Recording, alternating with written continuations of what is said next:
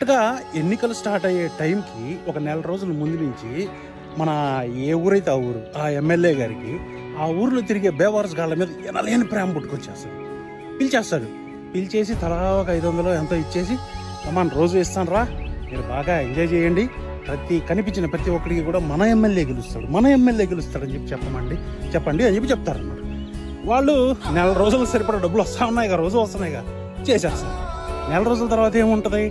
ఏముండదు, మళ్ళీ టీ కొట్టు, సైకిల్ షాపు, అదే, అంతేగాని బాగుపడేదంటూ ఏముండదు.